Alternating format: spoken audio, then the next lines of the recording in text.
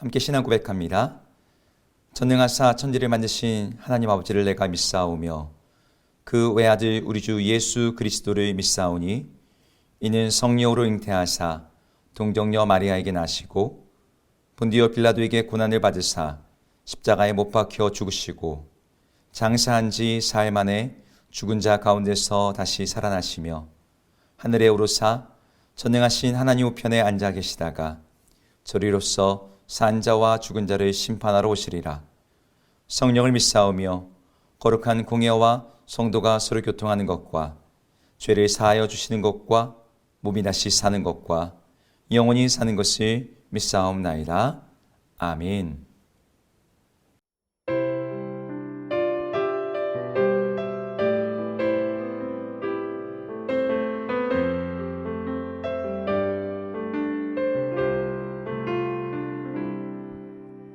주님 다시 오실 때까지 나는 이 길을 가리라. 좁은 문 좁은 길 나의 십자가 지고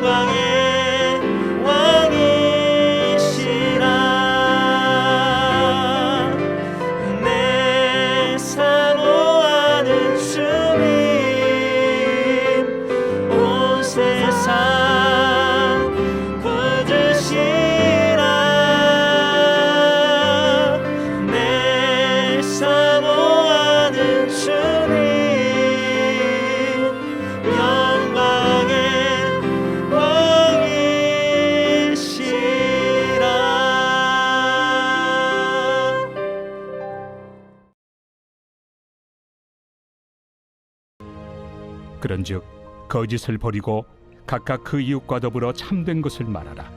이는 우리가 서로 지체가 됨이라.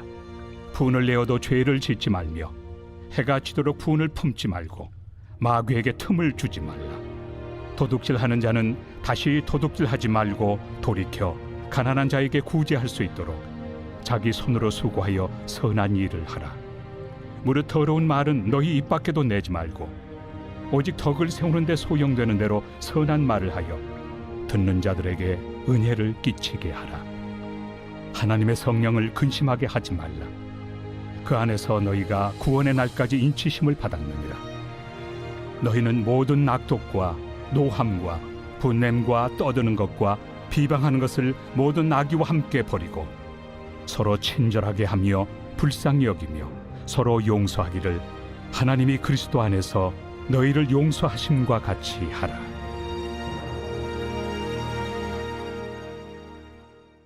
인데요. 오늘 아침에도 하나님의 말씀이 여러분들 가정 가운데 여러분들 참 평안과 기쁨과 감사로 인도하는 역사가 있기를 축원합니다. 오늘 말씀은 어제 이어서 에베소 4장에 새 사람의 삶을 구체적으로 명시하고 있는 본문입니다. 어제 본문에서 그리스도 안에서 옛사람을 벗어버리고 새 사람을 입으라고 하는 바울의 권면을 보았습니다. 그렇다면 새 사람을 입는 것은 어떤 것일까요?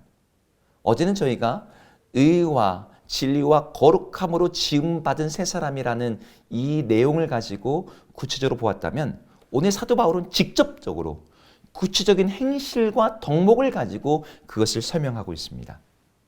오늘 첫 번째로 언급하고 있는 것은 25절에 나와 있는 거예요. 거짓을 버리고 각각 그 이웃과 더불어 참된 것을 말하라는 것입니다. 에베소 교회를 향해 주어진 새 사람으로서의 그리스도인으로 그들이 추구해야 되는 삶, 그것은 거짓을 버리는 삶, 참된 것을 말하는 것, 바로 정직이었습니다. 우리 민족의 사표이자 훌륭한 기독교인이었던 도산 안창호 선생님이 예수님을 믿고 독립운동을 할 때 가장 강조했던 것이 바로 이 정직이었어요. 안창호 선생님은 내 나라를 죽인 원수라고 표현할 정도로 거짓말과 거짓 행실을 우리 민족이 나라를 잃게 된 근본적인 원인으로 보았습니다. 그래서 항상 학생들과 후대들에게 강조했던 말이 무엇이었냐면 죽더라도 거짓이 없어라는 것이었어요. 그는 거짓말을 하지 않아서 들어갈 수 있는 학교도 들어가지 않고 일본 순사 앞에서도 당당하게 내 삶의 목표는 대한의 독립이라고 그렇게 말할 정도였죠. 정직은 그리스도인의 삶의 새로운 삶의 첫 번째 덕목인 거예요. 오늘 보면 두 번째로 분을 내지 말라고 말합니다. 분을 내어도 죄를 짓지 말고 해가 지도록 분을 품지 말라고 말합니다. 이건 단지 화를 내지 말라는 게 아니에요. 우리는 어떤 때는 거룩한 분노, 거룩한 어떤 화가 우리 안에 일어날 때가 있어요. 화를 내는 것 자체가, 분을 내는 것 자체가 잘못은 아닙니다. 근데 오늘 본문은 이 분을 내어도 죄를 짓지 말고 분을 해가 지도록 품지 말라는 말을 통해서 화 자체가 문제가 아니라 이 화로 말미암아 관계가 깨어지는 것, 화로 말미암아 사람과의 관계는 물론이고 하나님께 기도하는 것도 막히는 그런 일을 방지하라는 것이죠. 오늘 마귀에게 틈을 주지 말라는 말을 통해서 이 말의 의미가 조금 더 구체화되는데요.